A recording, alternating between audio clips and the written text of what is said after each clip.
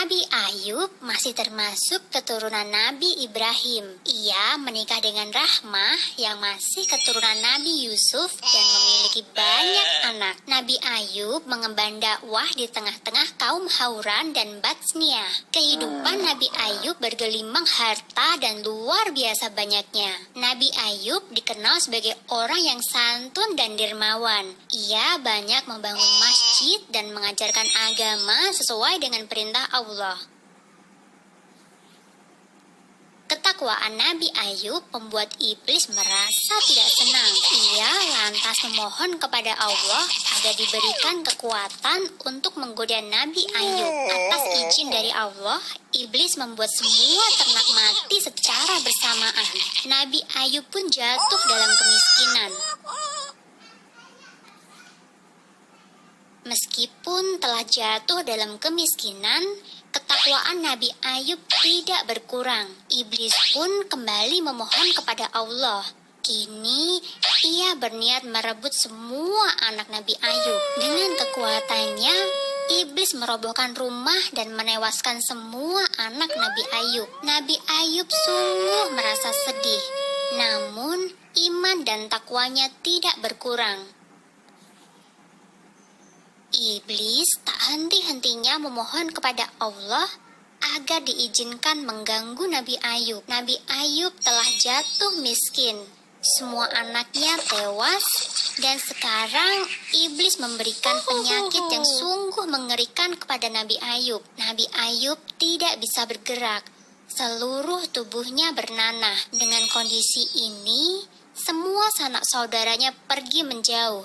Hanya Rahmah, istrinya saja yang masih setia menjaga dan merawatnya. Melihat kesetiaan Rahmah kepada Nabi Ayub, iblis berencana untuk menggodanya. Iblis pun menyamar menjadi manusia dan berbicara kepada Rahmah. Iblis berkata bahwa ia bisa menyembuhkan penyakit Nabi Ayub, mengembalikan harta serta anak-anaknya jika ia dan Nabi Ayub mau menyembah kepadanya.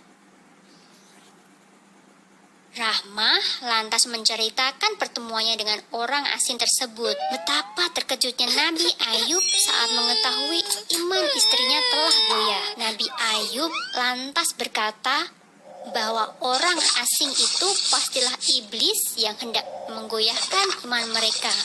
Nabi Ayub lantas agar bertaubat. Nabi Ayub berjanji jika ia sehat nanti, ia akan mendera atau mencambuk istrinya sebanyak 100 kali. Itu adalah hukuman bagi istrinya yang telah tergoda oleh iblis.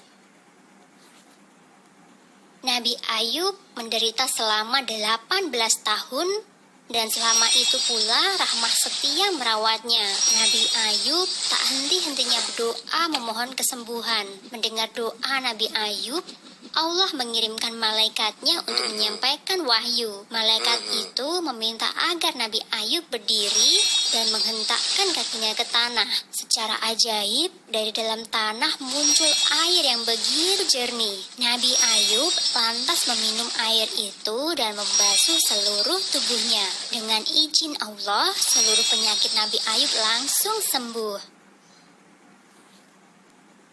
Betapa bahagianya Rahmah ketika melihat suaminya telah sembuh. Ia langsung berlutut dan mengucapkan syukur kepada Allah. Nabi Ayub sangat sayang pada istrinya, apalagi kesetiaan dan iman Rahmah telah teruji selama 18 tahun menemani dan merawatnya dengan penuh kasih.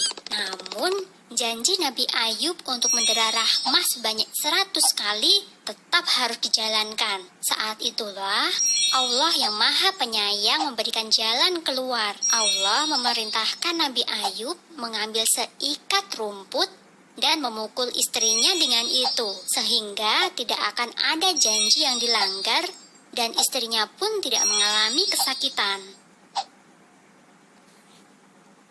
Allah sungguh maha adil dan maha pemurah.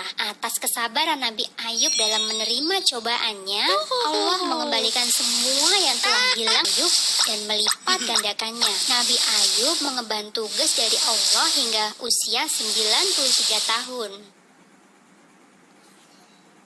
Sumber dalam Al-Quran surat Al-Anbiya ayat 84 yang berisi, "Maka kami pun memperkenankan seruannya itu, lalu kami lenyapkan penyakit yang ada padanya, dan kami kembalikan keluarganya kepadanya, dan kami lipat gandakan bilangan mereka sebagai suatu rahmat dari sisi kami, dan untuk menjadi peringatan bagi semua yang menyembah